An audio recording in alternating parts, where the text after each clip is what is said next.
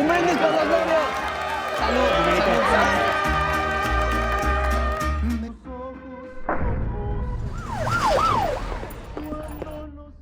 ¿Estás bien? ¿Qué pasó?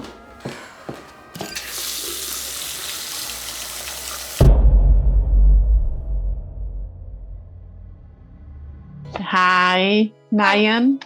How are you? Good, and you? I'm good, thank you. Yeah, thank you so much for your time. It's a pleasure to talk to you and to talk about this new order, Nueva Orden, and what attracted you to this project?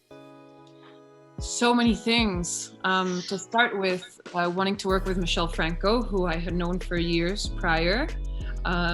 Also, the subjects that the film touches on that are so relevant and so urgent to modern society, social injustice, corruption, abuse of power, etc. And I thought that he had written a script that criticized all of these, just social, terrible social habits that we have, and in a very powerful and smart way. And finally, I also wanted to confront myself to exploring my emotional limits as an actress and going places where I hadn't previously gone to in my career. So to just face that challenge was very appealing to me. Yeah, you did a great job, and Marianne, she's amazing. I like her because she has this. She wants to do the best for her family, but also she wants to help someone that she care about Elisa as well. So I want to know what you like the most about her, Marianne, and what was the most challenge part for you? What I like the most in Marianne is that she really has this rebellious streak. She challenges her family's comfort zone. She's the only one who questions her own privilege within her circle of family and friends, and who, as you just said, she doesn't think it's incompatible to enjoy her wedding day and help someone that she cares for, right? So she is willing to go out of her way to just do what she thinks is right. And I think that's really, really valuable.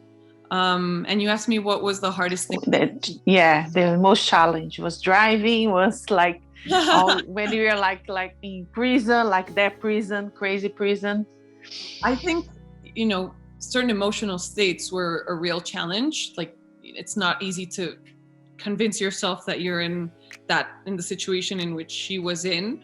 It's not nice, but it did feel necessary in the bigger, the bigger image,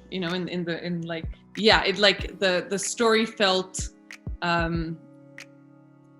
valuable enough so that I really didn't mind putting myself in those situations. But I would say that the whole experience was challenging in the sense that Michel works like a clockmaker, it's so precise in what he wants in every scene. And they're long scenes where you have to live within the frame for minutes on end, and everything has to fall perfectly into place. So it's very minutely tuned, and I really enjoyed that. Yeah, you mentioned about the message of the movie, and I think it's on point with not just with Mexico, but with the rest of Latin America and the whole world. What do you think people are gonna learn? Do you think that Michel was able to go to just to deliver the message to everybody? I think the message is a simple warning. It's there's so much that's not right with the way we're doing things, the way we're treating each other in the world, the way we're antagonizing each other. Through the pandemic, we realized just how interconnected we all are. And if some lose, we all lose. And unfortunately, I think it's not a lesson learned yet. And that's why these types of films are so important, because they shake you up and they force you to look at yourself. It's not an easy film to watch. It's super entertaining. You can't, you're on the edge of your seat, but at the same time, you leave the movie theater feeling awful and saying to yourself, things can't get this bad. Like, we need to change on an individual and on a collective level. That's awesome. I think that's the time that I have with you. I just want to thank you so much, Naya, for your time. It's a pleasure and a lot of success. Thank you. So much, Jenna. You too. Bye-bye.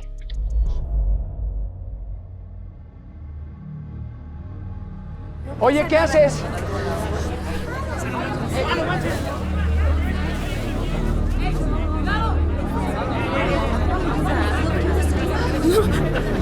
Ey. Por favor, baja el arma. Ok, llévate lo que quieras, mira. Aquí está. Pero por favor.